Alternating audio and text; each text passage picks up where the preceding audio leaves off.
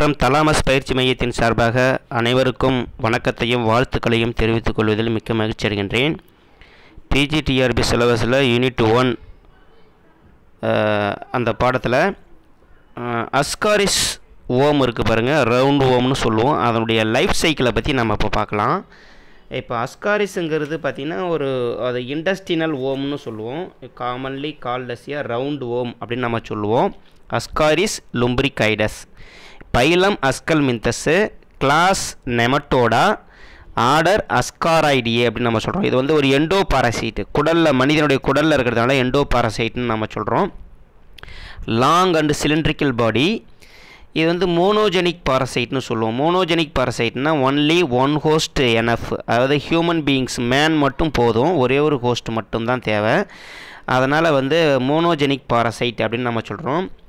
இதுக்கு sexual dimorphism இருக்குது. Sexual டைமார்பிசம்னா ஆண் புழு தனியாக இருக்கும், பெண் புழு தனித்தனியாக இருக்கும் அப்படின்னு நம்ம சொல்கிறோம். அதுமாதிரி இருந்தால் செக்ஷுவல் டைமார்பிசம், அதாவது டயோசியஸ்னால் ஓம்ஸ் தனித்தனியாகவே செப்பரேட்டாக இருக்கும். டிஸ்டிங்க்ட் மார்பாலஜிக்கல் ஃபீச்சர்ஸ் இருக்கும். அதாவது ஓம் சைஸ்லேருந்து பார்த்திங்கன்னா எல்லாமே கொஞ்சம் டிஃபர் ஆகும் அப்படின்னு நம்ம சொல்கிறோம். இப்போ மேல் ஓம் பார்த்தோம்னு வச்சுக்கோங்களேன், அது ரொம்ப ஸ்மாலராக இருக்கும், ஃபீமேல் லார்ஜராக இருக்கும். நமக்கு அது தெரிஞ்ச விஷயந்தான் அது. இது செக்ஸஸ் ஆர் செப்பரேட், அதாவது நம்ம சொல்கிறோம் தனித்தனியாக இருக்கும். தனித்தனியாக இருந்தாலும் நம்ம குடலுக்குள்ளே தான் இருக்கும், மனிதனுடைய குடலில் இருக்கும் அப்படின்னு நம்ம சொல்கிறோம். அது குடலில் இனப்பெருக்கம் செய்து அது மேல் கேமெட்டை ப்ரொடியூஸ் பண்ணும், ஃபீமேல் கேமெட்டை ப்ரொடியூஸ் பண்ணி இனப்பெருக்கம் செய்யும். ஃபெர்டிலைசேஷன் நடக்கும். ஃபெர்டிலைசேஷன் இன்டர்னல் ஃபெர்டிலைசேஷன், அதாவது மேல் கேமெட்டும் ஃபீமேல் கேமெட்டும் எந்த இடத்துல இணையும் அப்படின்னா ஃபீமேலில் ஓவிடக்ட்னு நம்ம சொல்கிறோம் இல்லையா, அண்டநாளம், அந்த இடத்துல தான் எக்கு ஃபெர்டிலைசேஷன் ஆகும் அப்படின்னு நம்ம சொல்கிறோம். அப்போ fertilised egg develop into larval stage, அது ஒரு லார்வாவாக டெவலப் ஆகும். அதனால் இதனுடைய அஸ்காரிஸ் டெவலப்மெண்ட் இன்டைரக்ட் டெவலப்மெண்ட்டுன்னு நம்ம சொல்கிறோம். இன்டைரக்ட் டெவலப்மெண்ட்னா மறைமுக வளர்ச்சி அப்படின்னு நம்ம சொல்கிறோம். டெஸ்டிஸை பொறுத்தளவு ஒரே ஒரு டெஸ்டிஸ் தான் இருக்கும். மேல் ரீப்ரொடக்டிவ் சிஸ்டத்தில் சிங்கிள் டெஸ்டிஸ் இருக்கும். அதனால் அந்த அஸ்காரிஸை நம்ம மோனார்ச்சிக் அப்படின்னு நம்ம சொல்கிறோம். மோனார்ச்சிக்னா என்ன அப்படின்னா சிங்கிள் ரீப்ரொடக்டிவ் செட், அதாவது single set of male reproductive organ இருக்கும். அதுமாதிரி இருந்தால் மோனார்ச்சிக் அப்படின்னு நம்ம சொல்கிறோம். ஃபீமேல் ரீப்ரொடக்டிவ் சிஸ்டத்தில் பொறுத்தளவு பார்த்திங்கன்னா அதாவது டபுள் செட் ஆஃப் ஓவரிஸ் இருக்கும். அதனால் டைடெல்பிக் அப்படின்னு நம்ம சொல்கிறோம். டைடெல்பிக்னு சொன்னாக்கா அதாவது என்னென்னா இங்கே பாருங்கள், டைடெல்பிக் அப்படின்னு சொன்னால் டைடெல்பிக் அப்படின்னா double set of ovary, pair of ovaries இருக்கும். டபுள் செட் ஆஃப் ஓவரிஸ் இருந்துச்சுன்னா அதுக்கு பேர் டைடெல்பிக்னு பேர். சிங்கிள் செட் ஆஃப் டெஸ்டிஸ் இருந்ததுன்னா அதுக்கு பேர் மோனார்ச்சிக் அப்படின்னு பேர். மோனார்ச்சிக் டேமை பார்த்துங்க, மோனார்ச்சிக். அப்போ அஸ்காரிஸில் டெஸ்டிஸ்ன்னு எடுத்துக்கிட்டும் போது சிங்கிள் டெஸ்டிஸ் தான் இருக்கும். அதனால் நம்ம மோனார்ச்சிக் அப்படின்னு நம்ம சொல்கிறோம். ஓவரியை பொறுத்தளவு பார்த்தீங்கன்னா பேர் ஆஃப் ஓவரிஸ், அதாவது டபுள் செட்டு இருக்கும். அதை நம்ம பார்த்திங்கன்னா பேர் ஆஃப் ஓவரிஸ் இருக்கிறதுனால நம்ம அதை டைடெல்பிக் அப்படின்னு நம்ம சொல்கிறோம். அப்போ ஃபெர்டிலைசேஷன் இன்டர்னல் ஃபெர்டிலைசேஷன் சொன்னேன். Direct indirect development indirect development அப்படின்னு நான் சொன்னேன். எக் எந்த இடத்துல ஃபெர்டிலைசேஷன் நடக்கும் அப்படின்னா ஓவிடக்டில் ஃபெர்டிலைசேஷன் நடக்கும். ஃபெர்டிலைசேஷன் நடந்த உடனே ஜைகோட்டு ப்ரொடியூஸ் ஆகும், சைகோட் ப்ரொடியூஸ் ஆகும். அந்த எக்கை பொறுத்தளவு ஃபீமேல் லைட் பண்ணும். ஒரு நாளைக்கு கிட்டத்தட்ட 2 லட்சம் முட்டையை இடும் அப்படின்னு சொல்கிறாங்க. எக்கை சரௌண்ட் பண்ணி, எக் மீன்ஸ் அதாவது ஃபெர்டிலைஸ்டு எக், ஜைகோட்டை சுற்றி 3 மெம்பரேன் இருக்கும். அவுட்டர் மெம்பரேனுக்கு பேர் ப்ரோட்டீன் லேயர்னு பேர். மிடில் இருக்கக்கூடிய மெம்பரேன் ஷெல் லேயர் அப்படின்னு பேர். இன்னர் மெம்பரேன் லிப்பாய்டு லேயர்னு பேர். அப்போ 3 membranes surrounds the egg. Outer membrane is called protein layer, middle shell, inner membrane lipoid layer அப்படின்னு நம்ம சொல்கிறோம். எக்கை பொறுத்தளவு எல்லோயிஷ் கலரில் இருக்கும். எக்கு எல்லோயிஷ் கலரில் இருக்குது அப்படின்னு நம்ம சொல்கிறோம். ஏன்னா பையில் இதை அப்சார்வ் பண்ணும். Egg lives for 5 to 6 years, அதாவது 5லேருந்து 6 வருடம் உயிரோடு இருக்குமா. அஸ்காரிஸ் எக்கு 5லேருந்து 6 வருடம் உயிரோடு இருக்குன்னு சொல்கிறாங்க. கிளிவேஜ் ஹோலோபிளாஸ்டிக் கிளிவேஜ், அன்ஈக்குவல் பிளாஸ்டோமியரை ப்ரொடியூஸ் பண்ணுது அப்படின்னு நம்ம சொல்கிறோம். கிளிவேஜ் டைப்பு பார்த்தோன்னா ஸ்பைரல் டைப்பு, அதாவது கிவிங் ஸ்பைரல் பிளாஸ்டோமியஸ், அதனால் ஸ்பைரல் டைப் அப்படின்னு நம்ம சொல்கிறோம். டெட்டர்மினேட் டைப் ஆஃப் டெவலப்மெண்ட், டிட்டர்மினேட் டைப்னு சொன்னாக்கா ஆல்ரெடி என்னென்ன எந்த பிளாஸ்டோமியர்ஸ் என்ன ஆர்கனாக டெவலப் ஆகணும் அப்படிங்கிற அந்த ஃபேட் வந்து ஃபிக்ஸ் ஆகிடும். அதை தான் நம்ம டிட்டர்மினேட் டைப் டெவலப்மெண்ட் அப்படின்னு நம்ம சொல்கிறோம். அப்போ ஃபெர்டிலைஸ்டு எக்லேருந்து பிளாஸ்ட்லா வந்து கேஸ்ட்ரலா அது மாதிரி ஸ்டேஜ் டெவலப் ஆகிட்டு கேஸ்ட்ரலாவிலேருந்து ஒரு லார்வா வந்து டெவலப் ஆகும். அந்த லார்வாவுக்கு பேர் ராப்டிட்டி ஃபார்ம் லார்வா அப்படின்னு பேர். ராப்டிட்டி ஃபார்ம் லார்வா சிலிண்ட்ரிக்கல் ஷேப்பில் இருக்கும். ஓகேங்களா? அப்போ ராப்டிட்டி ஃபார்ம் லார்வாவுக்கும் அடல்ட்டுக்கு என்ன டிஃப்ரெண்ட்னா, அடல்ட்டில் ரீப்ரொடக்டிவ் ஆர்கன் இருக்கும், லார்வாவில் பார்த்தோன்னா ரீப்ரொடக்டிவ் ஆர்கன் இருக்காது. இந்த லார்வா பார்த்தோன்னா எக்குக்குள்ளே தான் இருக்கும். அப்போ எக் இருக்குது பார்த்தீங்களா, எக் எங்கே இருக்கும்? ஹியூமன் இன்டெஸ்டைனில் இருக்குது இல்லையா? ஹியூமன் இன்டெஸ்டைனில் இருக்கக்கூடிய எக்குக்குள்ளே தான் இந்த ராப்டிட்டி ஃபார்ம் லார்வா இருக்கும். அப்போ அந்த எக்கு வந்து ஃபீசஸ் மூலமாக என்ன பண்ணும்? வெளியில் வரும். ஃபீசஸ் மூலமாக பார்த்தீங்கன்னா வெளியில் வரும். Out of the human body விட்டு வெளியில் வந்துடும். அப்போ வெளியில் வந்துட்டு அது 10 to 14 டேஸுக்கு பார்த்தீங்களா, 10 to 14 டேஸில் அந்த எக்குக்குள்ளே ஒரு ஜுவனைல் டெவலப் ஆகும். அந்த ஜுவனைல் தான் நான் என்ன சொன்னேன்? ராப்டிட்டி ஃபார்ம் லார்வான்னு சொல்கிறேன். அதான் ஃபஸ்ட்டு ஸ்டேஜ் ஜுவனைல்னு சொல்கிறோம். அந்த எக்குக்குள்ளே இருக்கக்கூடிய அந்த ஃபஸ்ட்டு ஸ்டேஜ் ஜோனைல் இருக்குது பார்த்தீங்களா, அந்த ராப்டிட்டி ஃபார்ம் லார்வா தான். அதுக்கப்புறம் அது ஃபஸ்ட்டு மவுல்ட்டுனா அது வந்து தோலை உரிச்சிட்டு எக்குக்குள்ளே இருக்கக்கூடிய அந்த ஜோனைல் தோலை உரிச்சிட்டு செகண்ட் ஸ்டேஜ் டெவலப்மெண்ட்டுக்கு வருது. தோல் உரிக்கிறது எங்கே நடக்குதுன்னா எக்குக்குள்ளவே நடக்குது. எக்குக்குள்ளே நடந்து தோல் உரிக்குது. அந்த ஃபஸ்ட்டு மவுல்ட்டிங் எக்குக்குள்ளே நடக்குது. ஃபஸ்ட்டு மவுல்ட்டிங் மூலமாக செகண்ட் ஸ்டேஜ் அதுக்கு வருது, செகண்ட் ஸ்டேஜ் ஜோனைலுக்கு வருது. இதுவும் எக்கில் தான் இருக்குது. எக்கு விட்டு வெளியில் வந்துடுது. வெளியில் வந்தோடனே தான் நம்ம ராப்டிட்டி ஃபார்ம் லார்வான்னு நம்ம சொல்கிறோம்.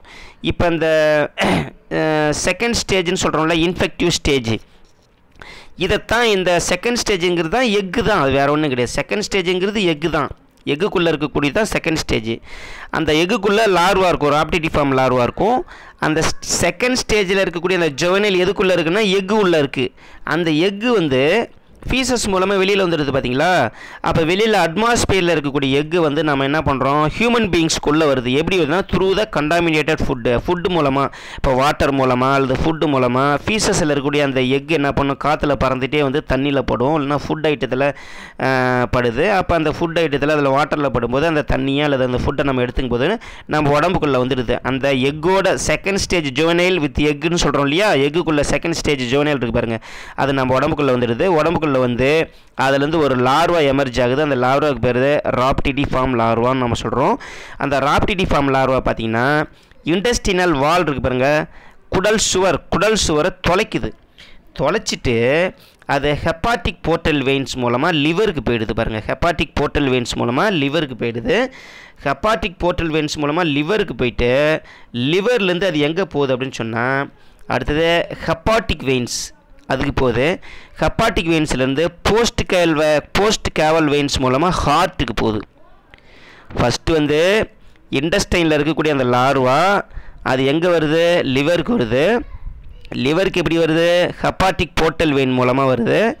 அப்புறம் லிவர்லேருந்து hepatic veins and post caval veins மூலமாக ஹார்ட்டுக்கு வருது. ஃபஸ்ட்டு லிவரு, ரெண்டாவது எங்கே வருது? ஹார்ட்டுக்கு வருது. ஹார்ட்லேருந்து பல்மனரி கேப்பிலரிஸ் இருக்குது பாருங்கள், அது மூலமாக லங்கினுடைய அல்வியோலஸ் இருக்குது பாருங்கள், காற்று பைன்னு சொல்கிறோம் பார்த்தீங்களா, அந்த இடத்துக்கு போகுது. அப்போ ஹார்ட்லேருந்து பல்மனரி ஆர்டரி கேப்பலரின்னு சொல்கிறோம்ல, பல்மனரி ஆர்டரி, அது மூலமாக லங்ஸ்னுடைய அல்வியோலஸ்க்கு போயிடுது. அப்போ லங்ஸ்க்கு அல்வியோலஸ்க்கு போன அந்த லார்வா செகண்ட் மவுல்ட்டிங்க்கு உட்படுது. இரண்டாவது முறை தோல் உரிக்குது.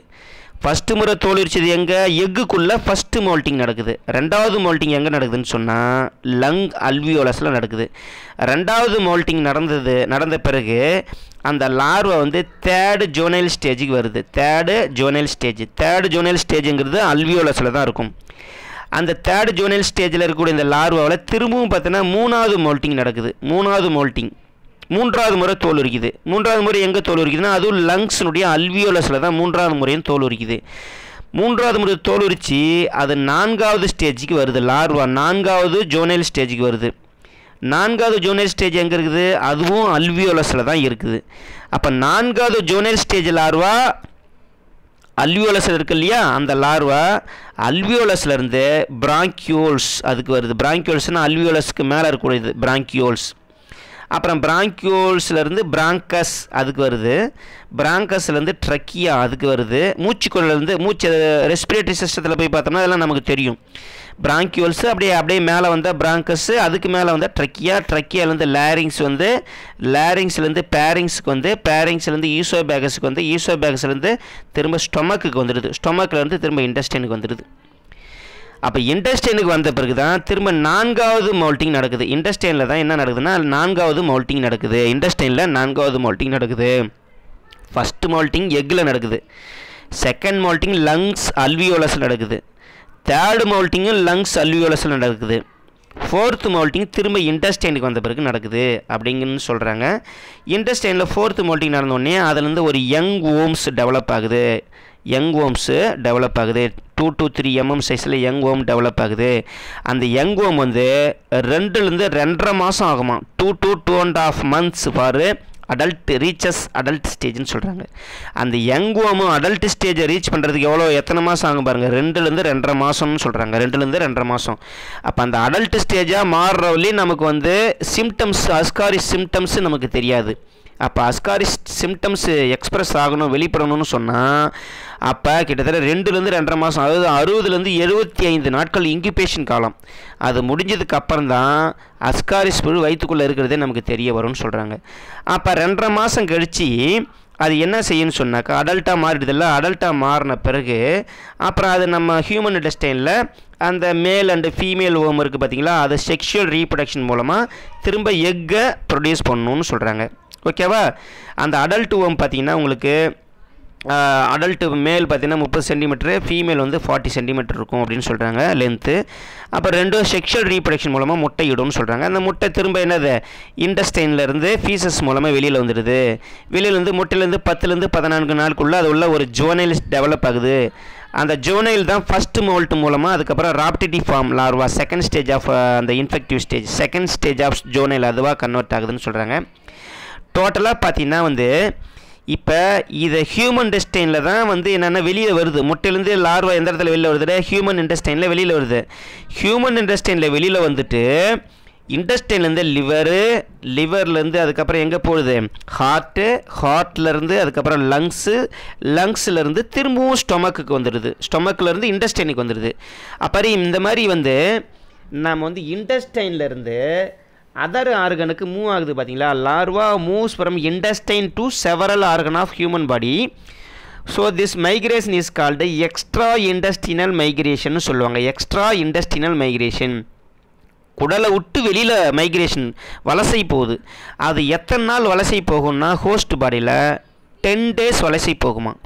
டூர்னுடைய டைம் 10 நாள் வலசை போகுதுன்னு சொல்கிறாங்க. Total life span of Ascaris எடுத்துக்கிட்டோன்னா 9 மாதம். 9 மாதத்துலேருந்து 1 வருஷம் அதனுடைய லைஃப் ஸ்பேனு. அந்த அஸ்காரிஸ் புழு 9 மாதத்துலேருந்து 1 year அதனுடைய லைஃப் ஸ்பேன் அப்படின்னு நம்ம சொல்கிறோம். இப்போ இந்த லார்வா பொறுத்தளவு 4 times பார்த்தோன்னா மோல்ட்டிங் நடக்குது. ஃபஸ்ட்டு மோல்ட்டிங் எங்கே நடக்குது, இன்சைடு த எக்குள்ளே ஃபஸ்ட்டு மோல்ட்டிங் நடக்குது. செகண்ட் மோல்ட்டிங் எங்கே நடக்குதுன்னா அல்வியோலஸ் ஆஃப் லங்ஸ்னுடைய அல்வியோலஸில் நடக்குது. அது வந்து 5வது நாளில் நடக்கும். 5வது நாள் எக்கு வந்து ஃபஸ்ட் மோல்ட்டிங் நடந்தது இல்லையா, அதுலேருந்து 5வது நாளில் லங்ஸ்னுடைய அல்வியோலஸில் செகண்ட் மோல்ட்டிங் நடக்கும். அடுத்து தேர்டு மோல்ட்டிங் எங்கே நடக்கும்னா அதுவும் லங்ஸில் தான் அல்வியோலஸில் நடக்கும். அது வந்து 10th டேவில் நடக்கும். அப்போ 5th டேவில் என்ன நடக்குது, 5th டேவில் பார்த்திங்கன்னா செகண்ட் மோல்ட்டிங் நடக்குது. ஓகேவா. அடுத்தது 10th டேவில் என்ன மோல்ட்டிங், எந்த மோல்ட்டிங் நடக்குதுன்னா தேர்டு மோல்ட்டிங் நடக்குது. தேர்டு மோல்ட்டிங் அல்வியோலஸ் தான், செகண்டும் அல்வியோலஸ் தான். 4th மோல்ட்டிங் எத்தனாவது நாளில் நடக்கும்னா 25th டேவில் நடக்கும். 25th டேவில் பார்த்திங்கன்னா 4th மோல்ட்டிங் நடக்கும். 25th டேவில் 4th மோல்ட்டிங் எங்கே நடக்குதுன்னா ஸ்மால் இன்டெஸ்டைனில் நடக்குது. அப்போ டேஸு மொத்தம் 4 முறை தோல் இருக்குது. 4 முறை தோல் இருக்கிற இடம் தெரிஞ்சுக்கோங்க, எந்தெந்த இடத்துல தோல் இருக்குதுங்கிறது தெரிஞ்சுக்கோங்க. 2வது மோல்ட்டிங் 5வது நாளில், 3வது மோல்ட்டிங் 10வது நாளில், 4வது மோல்ட்டிங் வந்து 25வது நாளில் நடக்குது. இப்படி நடந்து முடிஞ்சதுக்கப்புறமா அதுக்கப்புறம் வந்து இன்டெஸ்டைனுக்கு வந்துட்டு அதுக்கப்புறம் யங் ஓமாக டெவலப் ஆகுது. இப்போ இந்த லார்வா பார்த்தீங்கன்னா ஜோனல் ஸ்டேஜ் வந்து 4 ஜோனல் ஸ்டேஜ் சொல்கிறாங்க. ஃபஸ்ட்டு ஜோனல் ஸ்டேஜ் பார்த்திங்கன்னா எக்குள்ளே தான் இருக்குது. செகண்ட் ஜோனல் ஸ்டேஜும் எக்குள்ளே தான் இருக்குது.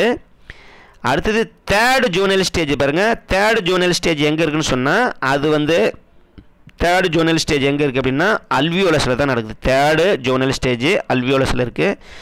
Fourth zonal stage of larva அதுவும் அல்வியோலஸில் தான் இருக்குது.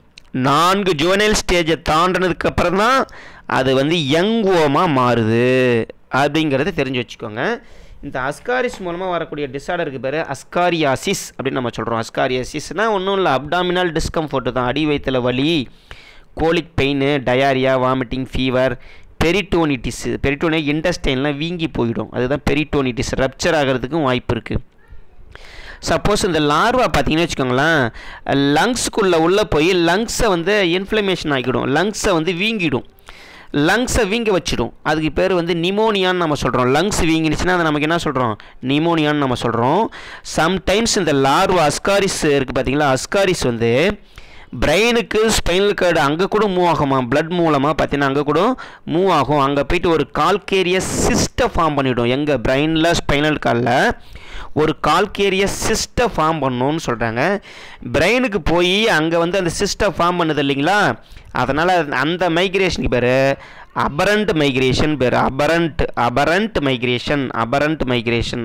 மைக்ரேஷன் சொன்னால் பிரெயினுக்கு போகிறது. லார்வா எங்கே போகிறது? பிரெயினுக்கு போகிறது. அது வந்து அபரண்ட் மைக்ரேஷன் பேர்.